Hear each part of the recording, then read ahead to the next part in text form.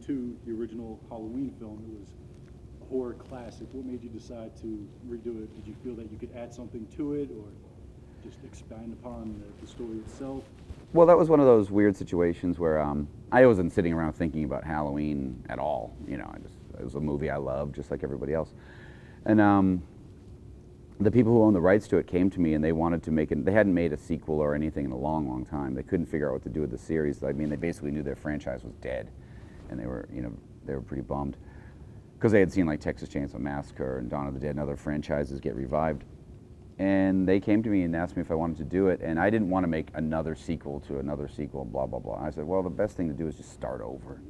Because the John Carpenter film I love, and the rest of them I don't love, and they get worse with each one. Yeah, they get really bad. And that's when I came up with the idea of starting over and making it different. Because I looked at the first film and thought, it's amazing. It's a great movie. I love it. But it's pretty thin. There's not a lot to it because it was a low-budget movie. So I thought, we can expand upon all the things that they kind of talk about but don't ever show you. That was basically the idea. Right. Now you're going to be leading that sequel from there on. We'll see. Be inspired by see if they make any more. So Halloween 2 is, of course, your last one. Yeah, I can't take it anymore. Yeah. Is that just because you think you've said everything you need to say about the character, or just? Not really. I mean, on some level, probably. I mean, because it was more the situation under which we made Halloween 1 and 2 was so incredibly stressful that I would never want to put myself through it again, nor the actors. Basically, when we finished 2, everybody was like, promise me we don't ever do that again. And it wasn't because, it was just studio situations that just caused it to be miserable. Right. Yeah. Were they controlling or just?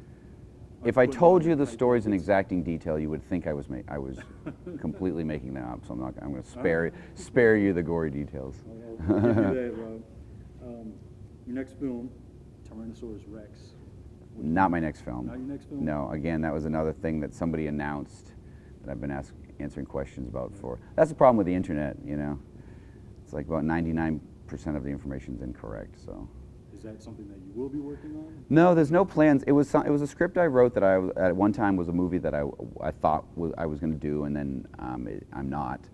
And maybe someday, but there's no plans at all at the moment. So what will be your next? I don't know. I'm not sure. There's a lot of the difference with movies over music is music you pretty much know. Okay, we're going to make another record. Here's the guys. Here's movies. It just takes so much money and so much everything to get it going that. Every time I've made, whatever the movie I've made is, I never thought that was going to be the next movie. I always thought it was going to be this project, and somehow it becomes this project. And so right now I really can't, I have no idea. Okay. And myself, I'm a big comic book fan, and I read, the Spook Show. Yeah. What are you working on right now? Well, that actually, yeah. I like doing comics because it's very controllable. It's a very tiny world. But I have a new comic that comes out May 26th called Whatever Happened to Baron von Schock. And it's very different than the ones I've done in the past. It's not like this goofy superhero thing. It's more like a true life, it's not based on anything real. Well, it's sort of based on people I know and situations that are real. But it's sort of about this washed up horror movie host and his sort of, washed up because he just became like a maniac on, drugs and alcohol and hookers and whatnot. Tragic Hollywood story. And his attempt to regain his celebrity. And it's sort of like a weird, Hollywood fable gone wrong. Who's going to be publishing that? That's Image Comics is doing that one, yeah. Okay. And last question, what can we expect from the gruesome twosome tonight? Well, without a doubt, me and the Coop were talking about this the other day, and we figured out that between his show and my show, we do every possible thing you could do on stage. And we couldn't think of anything else that could happen. So we've decided in a very humble manner that this is the greatest rock and roll show you will ever see. Ever. And if you think you'll ever see a better one, you are sadly mistaken. So. Is that like a money-back guarantee or something? Oh. No, it's not a money-back guarantee. In fact, you're getting too much for your money, and I expect you to actually give me more money on your way out the door when you go, wow, I should have paid twice as much for that show. All right, I'll leave the local TV station. Okay. I'm going to there's going to be guys out there with little buckets ringing bells, just like Salvation Army, Yeah, Gruesome Twosome, I owe Rob donations. money, I'm sorry. Is there anything else you wanted to add about the show, or anything that you have coming up?